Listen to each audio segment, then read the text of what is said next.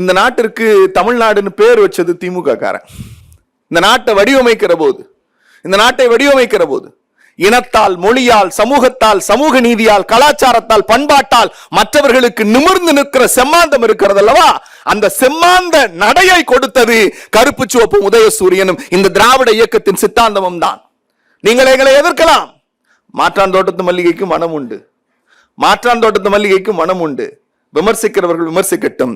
எங்கள் தலைவர் சொன்னார் என்னுடைய ஆட்சி என்பது எப்படி என்று சொன்னபோது, ஏன் நான் ஒரு விடயத்தை சொல்கிறேன், இது எம்ஜிஆர் ஆட்சி, புரட்சி தலைவர் ஆட்சி என்று சொன்னார்கள். அம்மையார் ஜெயலலிதாவை புரட்சி தலைவியின் ஆட்சி என்று சொன்னார்கள். ஏன் கலைஞர் ஆட்சியை கூட முத்தமிழறிஞர் கலைஞர் ஆட்சி என்று சொன்னார்கள்.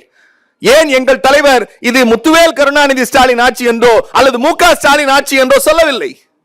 இந்த தலைவர்கள் சொன்ன பாதையில் இருந்து விலகி இது ஒரு இனத்திற்கான ஆட்சி, இந்த இனம் திராவிடம், இந்த ஆட்சி திராவிட மாடல் ஆட்சி என்று ஒரு இனத்தை அடையாளப்படுத்தியது எங்கள் தலைவர்.